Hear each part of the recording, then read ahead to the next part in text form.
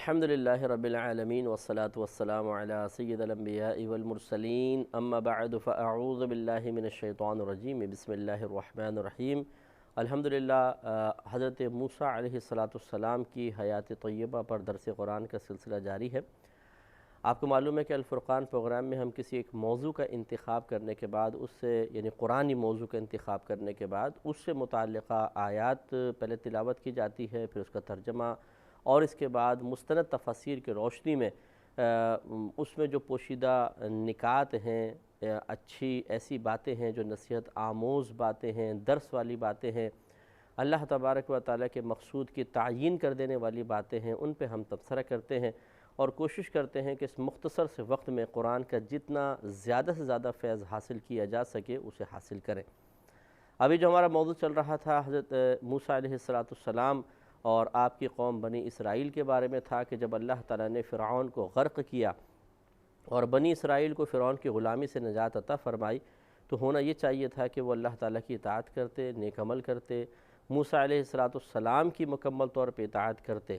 لیکن جب انسان مصیبت سے نکلتا ہے تو عموماً شرارتوں میں مبتلا ہو جاتا ہے اور پھر وہ خدا کو یاد نہیں کرتا ہے جتنا مصیبت اور پریشانی میں یاد کرتا تھا۔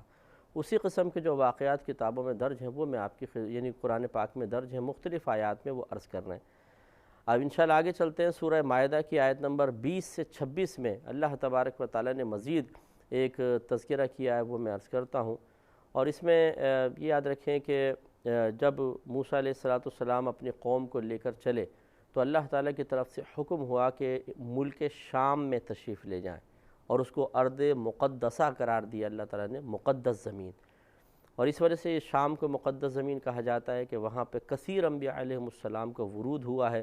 اور کثیر انبیاء علیہ السلام مدفون بھی ہیں، تو باعث برکت مقام ہے۔ وہاں پر قوم عاد جو تھی ان کے کچھ لوگ تھے جو عمالقہ کہلاتے تھے، وہ وہاں پر قابض تھے اور جبارین قوم کہلاتی تھی۔ جبار اس شخص کو کہا جاتا ہے جو لمبا چوڑا ہو، سخت مزاج ہو، درست ہو، طاقتور ہو اور مطلب کریہ المنظر سا ہو، اس قسم کے شخص کو جبار سے تعبیر کیا جاتا ہے۔ یعنی انسان کے لیے جب جبار کا لفظ استعمال کرتے ہیں کہ وہ ایک جبار شخص ہے،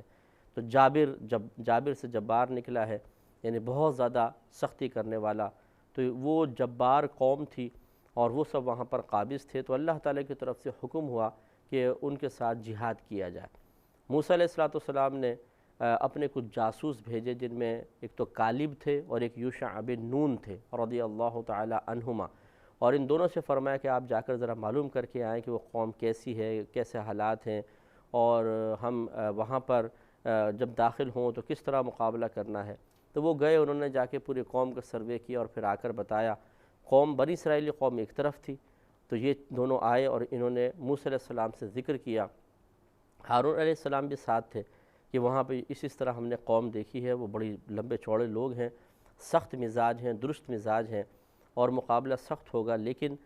ہم نے یہ نوٹ کیا، وہ ماشاءاللہ وہ چونکہ حضرت موسیٰ علیہ السلام کے صحبت یافتہ تھے، تو انہوں نے اللہ تعالیٰ نے ان کے دل میں یہ بات ڈالی اور انہوں نے محسوس کر لیا اور بتایا کہ ہم یہ کہتے ہیں کہ اگر ان شہر کے دروازے سے داخل ہوں گے تو ہم کامیاب ہوں گے، کہ ان کے اوپر ایک دم رعب طاری ہوگا۔ اور انہوں نے بتایا کہ وہ قوم جسمانی لحاظ سے لمبے چوڑے ہیں وہ لوگ، لیکن ان کے دل ہم نے ضعیف پائے ہیں۔ تو لیکن جو نقشہ قوم کا کھینچا، اگر اس کو کوئی بھی سنتا تو ایک خوف سا پیدا ہو جاتا، کوئی اتنے لمبے چوڑے لوگ تھے۔ تو موسیٰ علیہ السلام نے جب انہوں نے ذکر کیا تو کچھ لوگ اور ساتھ تھے۔ تو آپ کو معلوم ہے کہ 12 موسیٰ علیہ السلام کے قوم میں قبیلے تھے، اور اسی لیے آپ نے جب پتھر پر عصا مبارکہ مارا تھا تو 12 چشمے اس میں سے جاری ہوئے تھے۔ اسی طرح جب دریا پار کر رہے تھے تو 12 اس سے راستے بنے تھے، اور ایک ایک قبیلہ ایک ایک راستے سے گزرا تھا۔ تو حضرت موسیٰ علیہ السلام نے منع فرمایا کہ جو اس وقت وہاں لوگ کھڑے ہوئے تھے کہ اپنی قبیلے والوں کو جا کے بتانا نہیں کہ اس قوم کی حالت کیا ہے، ورنہ وہ لوگ بزدلی کریں گے اور پھر پیچھے ہٹیں گے۔ ان میں سے بعض لوگوں نے خیال نہیں کیا، اور ایک نے دوسرے کو بتایا، دوسرے نے تیسرے کو، تمام بنی اسرائیل میں بات پھیل گئی کہ اندر جو قوم ہے بڑی خطرناک قسم کی ہے اور بہت ہی لمبے چوڑے ہیں، سخت مزاج ہیں، ان سے مقابلہ بہت ہی سخت ہے۔ تو ان میں بزدلی پیدا ہوئی اور انہوں نے کہا کہ اے موسیٰ، آپ اور آپ کا رب جا کے معاذ اللہ جہاد کریں، ہم نہیں کرتے ہیں۔ اور اس طرح نافرمانی کر کے سب کے سب پیچھے ہٹ گئے۔ صرف 4 افراد رہے، جو مطلب تفسیر کہتی ہیں، ایک موسیٰ علیہ السلام، دوسرے ہارون علیہ السلام، تیسرے کالب اور چوتھے یوشع بن نون، اور ان 4 نے جا کر جہاد کر کے اس قوم کو ختم کیا۔ تو اس طریقے سے یہ اس قوم نے نافرمانی کی، اور ان پر پھر اللہ تبارک و تعالیٰ کے ایک عذاب نازل ہوا جس کا ذکر یہاں پر آئے گا۔ تو اس مختصر سے پس منظر کے بعد اب ان آیات کو دیکھیے۔ سورہ مائدہ آیت نمبر 20 سے ہم اسٹارٹ کریں گے، 26 تک انشاءاللہ اس واقعے کو ذکر کریں گے۔ وَإِذْ قَالَ مُوسَىٰ لِقَوْمِهِ، اور یاد کیجئے جب موسیٰ علیہ السلام نے اپنی قوم سے فرمایا، یا قومی، اے میری قوم، اذکروا نعمت اللہ علیکم، تم خود پر اللہ تبارک و تعالیٰ کی نازل کردہ نعمت کو یاد کرو۔ اذ جعل فیکم انبیاء، جبکہ اس نے بنایا ہے، مقرر کیا ہے تم میں بہت سے انبیاء کو، وجعلکم ملوکاً، اور اس نے تمہیں بادشاہ بنا دیا، یعنی فرعون سے آزادی کے بعد تمہیں زمین عطا فرما دی، تمہیں اس کی حکومت اور بادشاہت عطا فرمائی ہے۔ وآتاکم ما لم یؤت احدا من العالمین، اور تمہارے پاس وہ چیز آئی ہے کہ جو عالمین میں سے کسی کے پاس نہیں آئی، یعنی من بھی تمہیں ملا ہے، سلوہ آسمانی غذائیں تمہیں ملی ہیں، اور اس کے علاوہ تم پر اللہ تعالیٰ کی دوسری نعمتیں نازل کی گئی ہیں، تو تمہیں وہ کچھ دیا گیا ہے جو دوسروں کے پاس نہیں ہے۔ یا قوم ادخلوا الارض المقدسہ، اے میری قوم اس مقدس زمین میں داخل ہو جاؤ، التی کتب اللہ لکم، وہ جو فرض قرار دے دیا ہے اللہ تبارک و تعالیٰ نے تم پر، یعنی اس میں داخل ہونا، جہاد کرنا فرض ہے، تمہیں کرنا پڑے گا۔ ولا ترتدوا علی ادبارکم، اور تم اپنی پشت کے بل پیچھے مت ہٹو، فتنقلبوا خاسرین، تو تم پھر خسارہ اٹھانے والوں میں سے ہو کر پلٹو گے۔ قالوا، انہوں نے کہا، یا موسیٰ، اے موسیٰ، ان فیہا قوما جبارین، کہ بے شک اس میں ایک جبار قوم ہے، وَإِنَّا لَن نَدْخُلَهَا، اور بے شک ہم ہرگز اس شہر میں داخل نہیں ہوں گے، حَتَّى يَخْرُجُوا مِنْهَا، یہاں تک کہ وہ اس شہر سے چلے جائیں۔ جب وہ نکل جائیں گے، چلے جائیں گے، تو پھر ہم داخل ہوں گے، ورنہ ان کی موجودگی میں تو ہم کبھی نہیں جا سکتے۔ فَإِن يَخْرُجُوا مِنْهَا فَإِنَّا دَاخِلُونَ، پس اگر وہ یہاں سے نکل گئے تو پھر ہم بھی داخل ہو جائیں گے۔ قال رجلان من الذین یخافون، کہا دو ان لوگوں نے کہ جو اللہ تبارک و تعالیٰ سے، ان لوگوں سے کہ جو ڈر رہے تھے، خوف محسوس کر رہے تھے، اور یہ 2 مرد سے مراد وہی حضرت کالب اور یوشع بن نون رضی اللہ تعالیٰ عنہما تھے۔ تو قال رجلان، کہا 2 مردوں نے، من الذین یخافون، ان لوگوں سے جو ڈر رہے تھے، انعم اللہ علیہم ادخلوا علیہم الباب،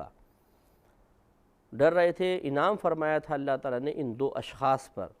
انہوں نے اب کیا کہا، یہ قول آیا، مقول آیا کہ داخل ہو جاؤ تم لوگ ان قوم جبارین پر دروازوں سے۔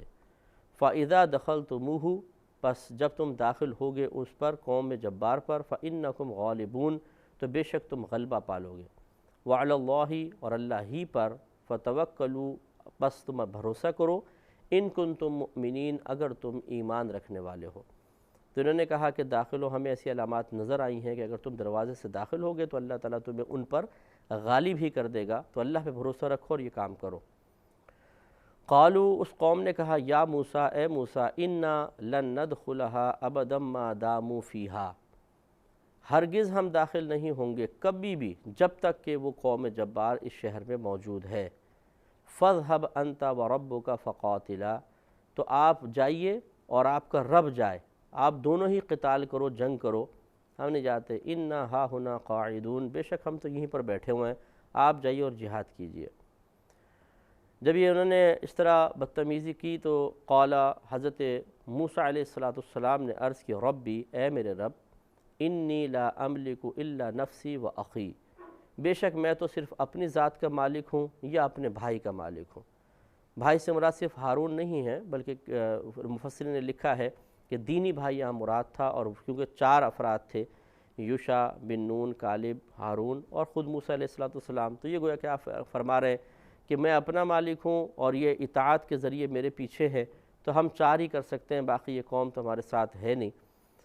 فَفْرُقْ بَيْنَنَا وَبَيْنَ الْقَوْمِ الْفَاسِقِينَ، تو ہمارے درمیان اور اس فاسق قوم کے درمیان فاصلہ فرما دے۔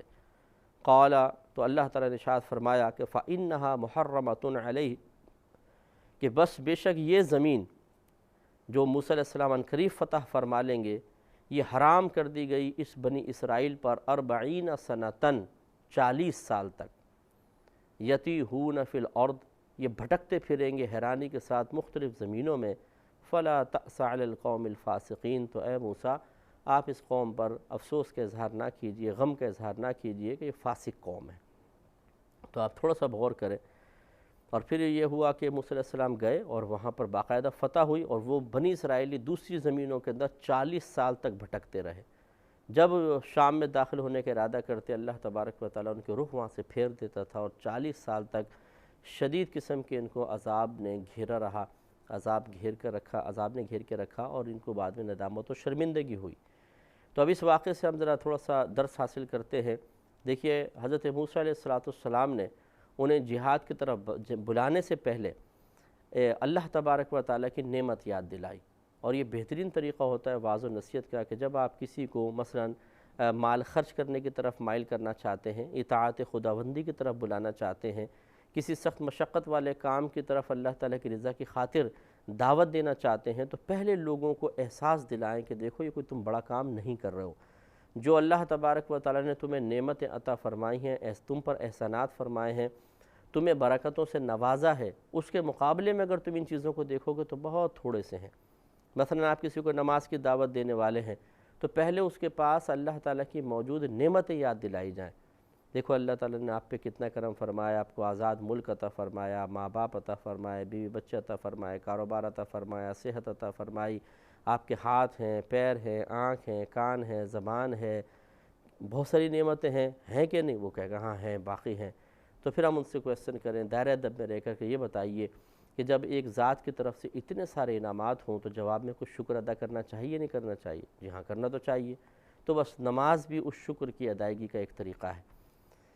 تو جب اس طریقے سے سمجھایا جائے گا تو پھر انسان کو خود بخود ندامت ہوتی ہے، شرمندگی ہوتی ہے کہ واقعی میں اللہ تعالیٰ کی نعمت استعمال کر رہا ہوں اور عرصہ دراز سے کر رہا ہوں، اور اطاعت کی جب باری آتی ہے تو منہ موڑ لیتا ہوں، یہ بڑی بے مروتی اور احسان فراموشی کی بات ہے، تو پھر وہ مائل ہو جائے گا۔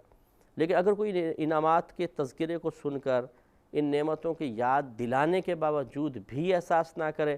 تو پھر ہو سکتا ہے کہ ہم اسے بے مروت بآسانی کہہ دیں۔ جیسے مثال میں عرض کرتا ہوں کہ آپ ایک شخص پر، ایک دوست ہے مثلا، اس پہ احسان کرتے ہیں کہ وہ بے روزگار تھا، آپ نے اس کو نوکری دی اور ایک گھر لے کر دیا، اس کی شادی بھی کروا دی، اس کو گاڑی دی اور اس کو بونس دلوائے، اس کو باہر کے اور مزید کاروبار سیٹ کروا دیا۔ اب اس سب کے بعد جب آپ اس سے کوئی بات کہتے ہیں، کوئی اطاعت کی طرف اس کو مائل کرتے ہیں، صحیح بات کہتے ہیں، تو وہ انکار کر دیتا ہے، اور انکار کرنے کے بعد آپ اگر اس کو یاد دلا رہے ہیں کہ دیکھو ایسا ایسا تمہارے ساتھ ہم نے کیا تھا، اب تمہیں اس کے جواب میں ایک جائز بات تو کم از کم ماننی چاہیے، اور وہ ان سب باتوں کو پرواہ نہ کرے، تو سننے والے ہر ایک یہ کہیں گے بڑا بے مروت آدمی ہے، دیکھو جب کچھ بھی نہیں تھا تب تک تو آگے پیچھے پھرتا تھا، آج بہت کچھ ہو گیا، اس کے پاس آ گیا تو بھاگ گیا،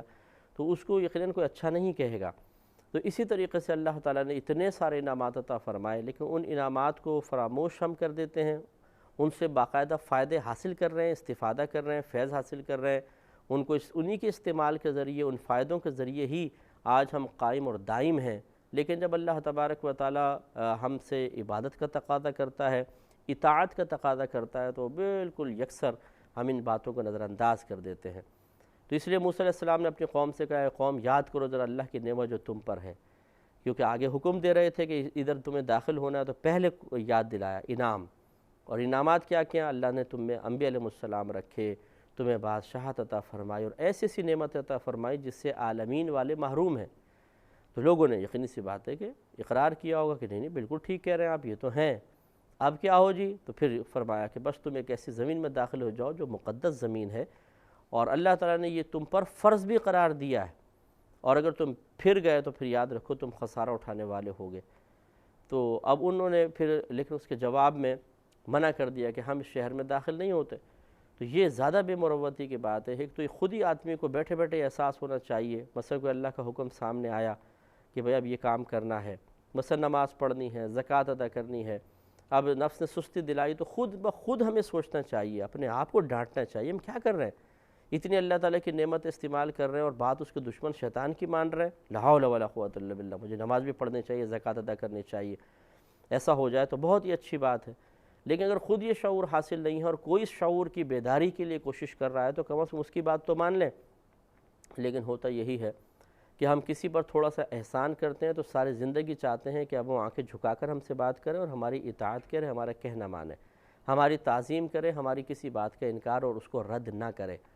لیکن اللہ تبارک و تعالیٰ کی باری جب آتی ہے تو اپنے لیے تو بہت ساری خواہشات، اور اللہ تبارک و تعالیٰ کے لیے کوئی جذبہ نہیں ہے کہ اس رب کی اطاعت کرنی چاہیے، اس کا کہنا ماننا چاہیے، وہ جو حکم فرما رہا اس حکم کو قبول کرنا چاہیے۔ نہیں، اللہ تعالیٰ کے ساتھ ایک عجیب و غریب معاملہ، اپنے ساتھ ہمارے اتنے جذبات حساسیت کا شکار ہو جاتے ہیں کہ ذرا اگر اپنی سگی اولاد بھی تھوڑا سا مزاج کو ٹھیس پہنچا دے تو اس سے بات کرنا چھوڑ دیتے ہیں۔ لیکن اللہ تبارک و تعالیٰ کے لیے اس قسم کا جذبہ بیدار نہیں ہوتا۔ تو اس لیے جو اس قوم نے کیا اور اللہ نے ذکر فرمایا وہ اس لیے نہیں ہے کہ خالی ایک واقعے کے طور پہ بیان کیا جا رہا ہے، بلکہ اسی لیے کہ ہم غور کریں، تفکر کریں کہ انہوں نے یہ کام کیا تو غلط کام کیا، برا کام کیا، جس پہ ان کی مذمت ہوئی۔ تو اس کا مطلب ہے ہم بھی اگر یہ کر رہے ہیں کہ اللہ کی نعمتوں کو حاصل کر کے ان سے فائدے تو رات دن حاصل کر رہے ہیں، لیکن نہ اس کو انعام سمجھتے ہیں حقیقتاً، نہ اس انعام کے جو تقاضے ہیں کہ اب اللہ تعالیٰ کی اطاعت ہونی چاہیے، گناہوں کو چھوڑنا چاہیے، اس کی ہم کوئی پرواہ کر رہے ہیں، تو پھر یہ بہت بڑی بے مروتی کی بات ہے۔ اس سے بھی معلوم ہوا کہ اللہ تبارک و تعالیٰ اپنے بندوں کو مختلف طریقے سے آزماتا رہتا ہے، کبھی نعمت دے کر آزماتا ہے، کبھی کسی سختی میں مبتلا کر کے آزماتا ہے۔ انہیں انعامات دیے، یہ بھی ایک آزمائش تھی کہ اب اللہ کی اطاعت کرو، اور قوم جبارین کے ساتھ مقابلے پہ کھڑا کر دیا، یہ بھی ایک آزمائش تھی۔ اور یاد رکھیں جب 4 افراد نے پورے شہر کو شکست دے دی تو پھر یہ سب مل کے بھی دے سکتے تھے، یہ بہت زیادہ تعداد میں تھے، 7 لاکھ کم از کم یہ لکھا ہے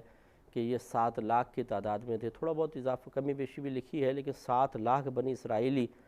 تو وہ اچھا مقابلہ کر سکتے تھے۔ پری پلاننگ اگر مقابلہ کرتے، پورے شہر کا محاصرہ کر کے کرتے، تو جب 4 شکست دے سکتے ہیں تو پھر 7 لاکھ تو بدرجہ اولیٰ کر دے سکتے ہیں۔ لیکن بات وہی ہے کہ جب انسان صحیح ہادی کی بات نہیں مانتا ہے اور اس قسم کے لوگوں کی بات مان لی جنہوں نے کہا کہ یار یہ تو ہم اگر لڑیں گے تو ہلاک ہو جائیں گے، بھائی اطاعت نہیں کرتے، ہاں ٹھیک ہے، ایک نے دوسرے کی تیسرے چوتھے پانچویں 7 لاکھ تک یہ بات پھیل گئی، اور ان سب نے ہی انکار کر دیا کہ ہم آگے نہیں بڑھتے ہیں۔ اور یقینی سی بات ہے کہ انکار کرنے والے سارے ہی تو آ کے اظہار نہیں کیا ہوگا،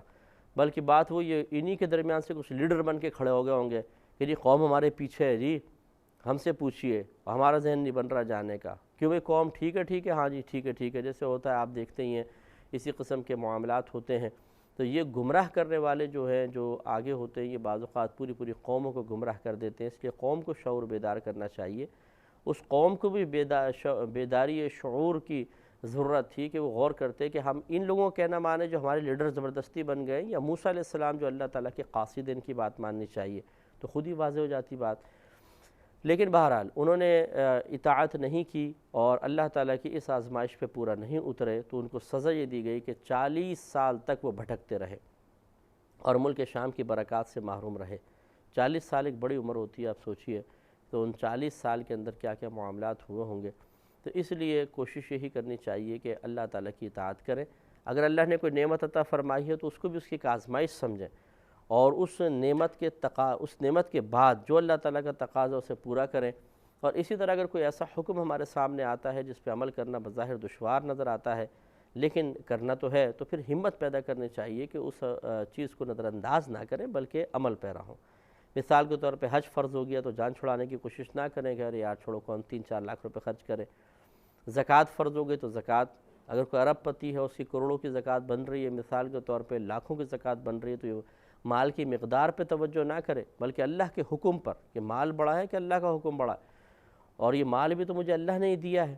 تو اس لیے اس کے راستے میں خرچ کروں گا تو اور عطا فرمائے گا۔ اس کامل یقین کے ساتھ کرنا چاہیے۔ تو اسی طرح جو وراثت کے مسائل ہوتے ہیں کہ وراثت تقسیم بعض اوقات اس لیے نہیں کی جاتی ہے کہ اگر بچیوں کو حصہ دے دیا گیا، وہ حصہ لے جائیں گی تو بہت بڑا مال کا حصہ بچی کے ذریعے سسرال تک شاید اس کے پہنچ جائے، اس خوف کی وجہ سے وہ اللہ تعالیٰ کے وراثت کے جو شرعی احکام ہیں ان پر عمل پیرا ان سے جان چھڑاتے ہیں۔ یہ سب غلط طریقے ہیں۔ یاد رکھیں اسی طرح اللہ تعالیٰ کچھ دے کر کبھی آزماتا ہے اور کبھی لے کر آزماتا ہے۔ ہمیں بھی غور کرنا چاہیے اپنے بارے میں کہ کہاں اللہ تعالیٰ ہمیں دے کر آزما رہا ہے اور کہاں ہم سے چھین کر آزما رہا ہے۔ اللہ تعالیٰ عمل کی توفیق عطا